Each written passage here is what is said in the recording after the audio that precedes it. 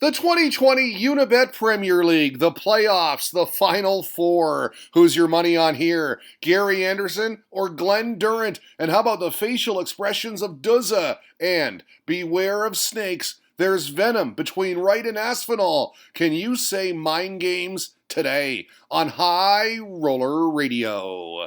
Yes, over 250 days, count them, 250 days have passed since this tournament got underway, the Premier League, and it all comes down to this tonight. Night 17 of 17, the playoffs, baby. Here's the semifinal lineup, courtesy Joe Cassidy. It's Anderson versus Durrant, followed by Snakebite and the Asp. Who do you think will win, he asks. And then more importantly, perhaps, he asks, who do you want to win? There they are, your finalists. One of them will be crowned champion. Now, we got some breaking news from the PDC today. A new deal, or at least an extended one, with Unibet. Good job all the way around. It means this traveling roadshow exhibition will keep on coming. By the way, you can get Duzza on Unibet at 7-1, a price boost. He was 6-1. Will the man from Middlesbrough be the king of the Aki tonight? Time will tell. It's all led up to this, tweeted Diamond Darts. Let's get it going, he said.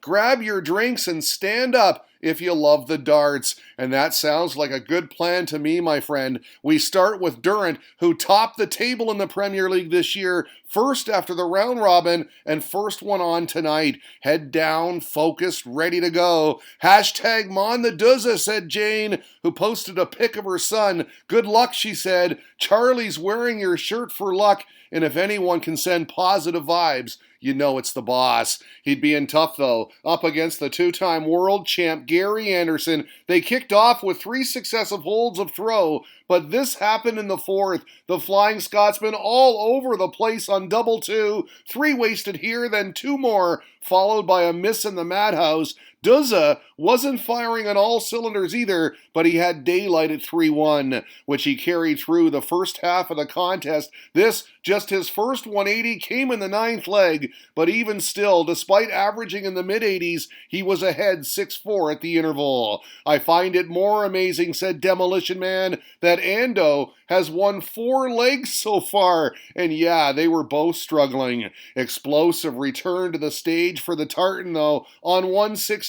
Yes, both trebles and the double in, a whopper and a break, and then he took out 80 to hold to leave his opponent backstage distressed. They were all tied at 6. They were still tied at 7, but Ando found a break in the 15th leg. You can see Duzza's reaction in behind him as it went in. Double 10 for 8-7, and his first lead of the match. Then at 9-7, pressure darts from Durrant as he saved the day on 113. Beautiful checkout. Anderson was sitting on tops for the win. Then he followed with a break on the 64 finish, and like that, he was tossing for the match. He'd get a match dart at tops, but his reaction gives it away. Wasted it. But are you kidding me? On 76, Anderson wasted 2 at double 8, and about 10 seconds later, it was all over. Duzza, a 10-9 winner, takes it down with 3 on the spin, advances to the final while averaging a measly 86. Wow, I can't believe I threw like that, he said. A real shocker. I've got to get myself ready for the final. But that was rubbish. Anderson gave it away, said Derek Burke. Durrant must be destined to win. Players keep giving him results in the Premier League. Good point, my friend. The plain truth right here from Richard Asson. One of the worst semifinals I can remember, he said. Our second semifinal featured some venom, warm-up darts here, snakes on a stage, Peter Wright opening up his water, Nathan Aspinall in behind him, pulling up his pants, getting ready for darting war. Didn't take long for the elder statesman to establish control. He did so with a 4th leg break, 3-1. He then fired in this 180 in the 5th leg, but to no avail. Aspinall won it, and credit to him, he took the 6th as well, and with the fist pump, we were all square at 3-3. Tied at 4, the Asp would toss in back-to-back maximums and then on 141 land his 7th perfect dart, no 9, but he did score the break, and then the very next leg he did this, the Deller, the 138 to hold for 6-4 at the interval. We got the big roar, blurry, but bombastic. This the scene after he made it 7-5, and then more superb arrows in the 14th leg, the 141 this time, bingo, bango, bongo. Of course he liked that, and he would never look back. Slammed the door shut on this double 16, another break for the 10-7 victory. KO's the world champ in fine fashion, big scoring, monster checkouts, a winning combo. He averaged 96.7. Was he disrespected before the match? There were a few little digs in the practice room, he admitted. At this stage, I don't care as long as I win. Interesting mind games, null and voided right there. Nicely done, sir. So here they are, our two warriors, our finalists. It'll be a monumental night for one of them, won't it? Best of luck to both. Now, my timeline suggested fans wanted Glenn to win. Come on, Duzza, let's do this, said Barry Gribben.